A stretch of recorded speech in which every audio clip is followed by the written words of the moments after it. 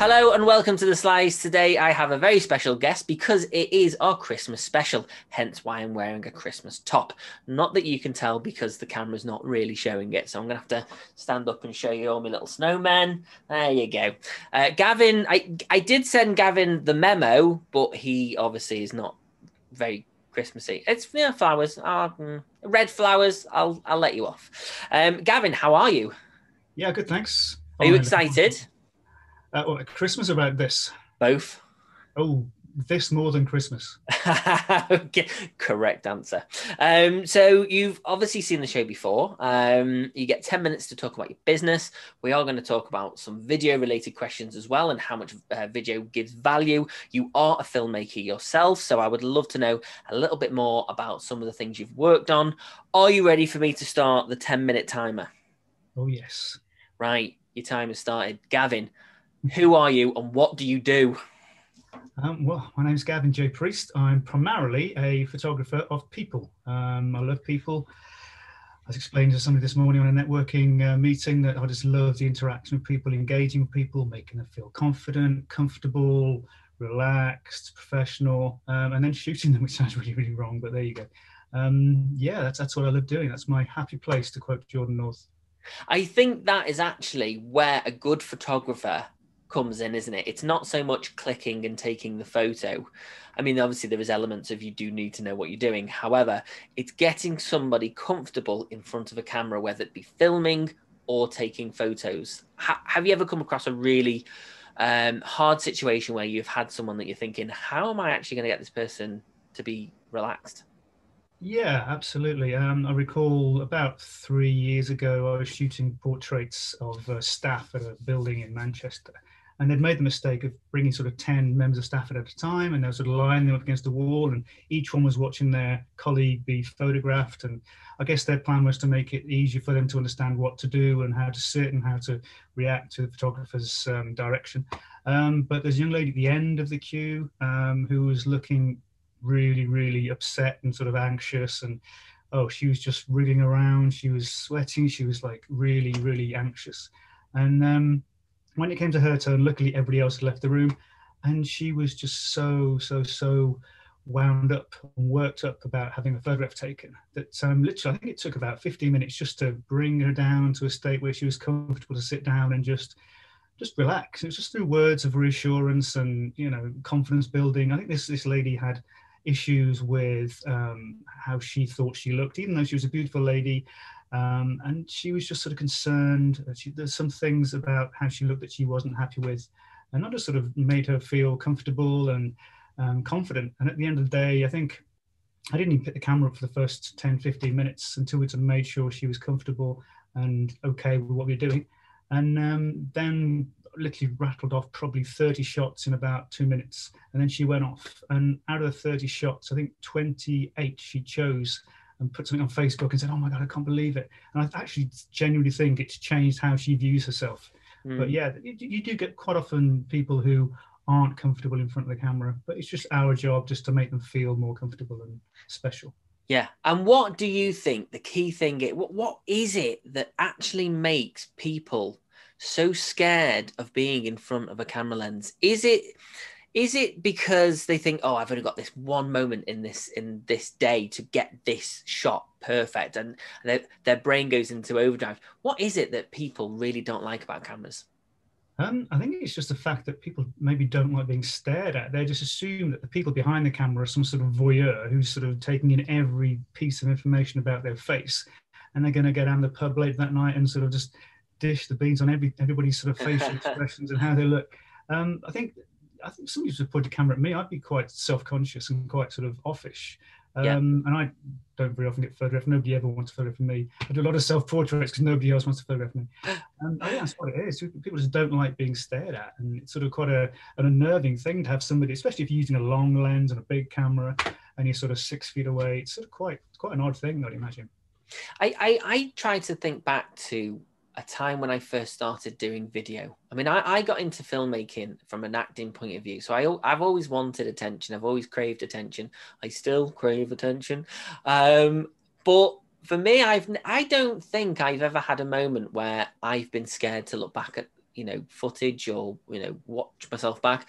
I think that's probably because I'm in control of my edit. I obviously edit myself in certain ways. I've seen photos from other photographers where I've either really loved it or really hated it, and I'm like, wow, how have they captured that? That doesn't look like me. And I remember when I first had professional headshots, I hated the photos, and the photographer was absolutely outstanding, just like yourself, very high quality. But yeah, I just couldn't connect. It didn't look like me, and it's very weird. I was like, does my face look that like bunched up and puffy?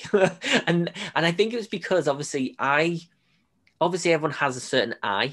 You have a different eye to how I would take a photograph. I mean, you know what you're doing, and I don't. But I do think that, I suppose, if you're in control of something, you don't mind. But when obviously you're in control of somebody's photo, you're in control of how somebody is portrayed. Do you think that could have a big part of it? I think there are a couple of things actually. We as humans look in the mirror a lot. We are a vain breed. We tend to sort of, every morning we get up, brush our teeth, whatever, look in the mirror, do our hair, do our face, whatever. So ultimately, the most often we see ourselves is a mirror image of ourselves. So we're used to seeing that mirror image staring back at us. So when you present somebody with an image that's the right way around, that is unnerving. It's like, oh God, didn't realize my hair went that way, or didn't realize that ear was bigger than that ear, or whatever. Another thing is, a photograph is very much the truth. There's no mistaking the fact that technology now is such that the photographs you can produce in current cameras, and cameras going back quite a way if you use the right ones, can produce stunning images that are brutally accurate.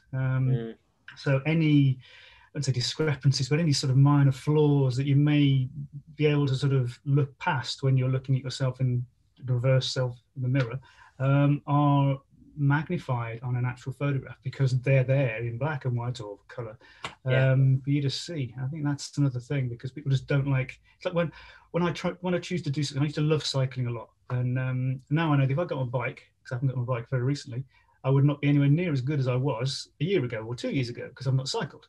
And it's the same with people's faces. It's just it's interesting, the fact that people's eyesight deteriorates as your lines grow on your face. So you are less likely to see lines on your face because your eyesight's deteriorating. I've got 20/20 vision. Yeah, well, there you go. So as you get older, you're blessed with sort of eyesight deterioration, which matches facial deterioration, if you like. But then when you see something as an image, it's like, oh my God, that's what I really look like, is it? That's how people see me. That's a problem. It's how people see you. That's what people are scared of. And I think there's a lot of truth in that, because someone told me a story about how there was a lady that had she had to have face surgery. She had to, obviously, I don't know if it was an accident she had or something, but you spend every day of your life looking at the reflection of yourself in a mirror. But the moment your face changes in some way, shape, or form, your brain can't process that. And what you've just said is spot on, because we see the true representation of how we look because everything's flipped in our eyes. And it's the same with sound. When people say they don't like their sound on video, it's because obviously it's different. It's coming, you're hearing it the right way, rather than backstage where it's all distorted and you're hearing it going outwards. So there's a lot of truth in what you're saying, and I think you were really spot on there. Have you ever suffered with being not confident in front of camera, or have you ever had any videos done yourself? Like I said before, I don't very often get the opportunity to be photographed. I think the same thing about the voice thing. There's a combination. If you're seeing a video of yourself, it is quite unnerving sometimes if you're not used to it, because it's like I said, it's the reverse of your face, and then also you're hearing this voice which doesn't sound like you. And I'm from the Midlands, and I fought quite hard to sort of lose my stock Midlands accent. But whenever I meet up with friends from the Midlands, it just comes back instantly, as you know. Always. It's quite funny if I meet up with friends from the Midlands and somebody videos something and we're sort of messing about and saying stuff. I'm like, oh my God, is that what I sound like? Really? It's just quite unnerving. But yeah, I've never really had any issues with confidence. No, but that's not because I'm arrogant. It's just because I've never really thought about it enough to have an issue about it.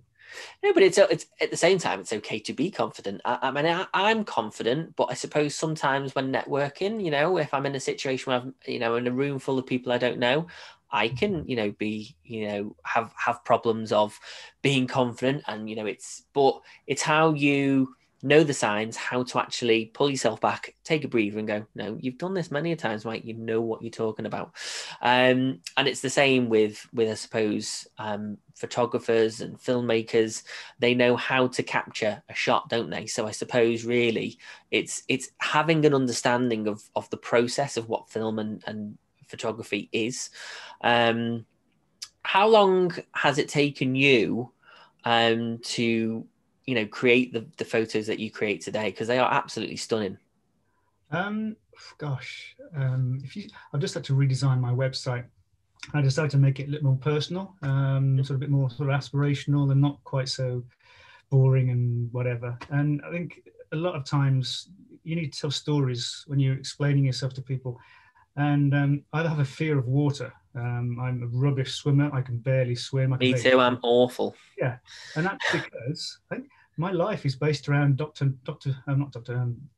Who films, James Bond films, and watching them when I was a kid. Yeah. I recall that one. I think it was Dr. No, where he falls into a pool and the sort of doors go over the top and the sharks and stuff. Put me off water for life. Something as simple as that. Watching Titanic did it for me. Photography. It was The Man with the Golden Gun. The guy sort of there, just sort of putting together. I think it's Dr. There's your timer. Oh, very good. No, seriously, there's your timer gone. I literally looked down and you had 15 seconds left. I was like, wow. I've asked him a really good question on the cusp of the last minute. How did you find it? It was cool, man. Absolutely. Did you enjoy it? I could have done it for 20 minutes. I just talk for hours, to be honest. I could yeah, me too. This is why I cut it down to 10 minutes, because I just found out I was waffling all the time. People were watching the full 20 minutes. So, I'm good, but I'm not that good. Well, I hope you have a really good Christmas, and I wish you all the best for next year. Have you got any big plans for next year? Well, hopefully we'll see what happens when this sort of pandemic thing sort of ceases a little bit and eases off. Obviously we're in Wales at the minute. Well, I'm in Wales, so it's just... You'll just be constantly in and out of lockdowns. It's just crazy. It's not good. But, yeah, looking forward to it.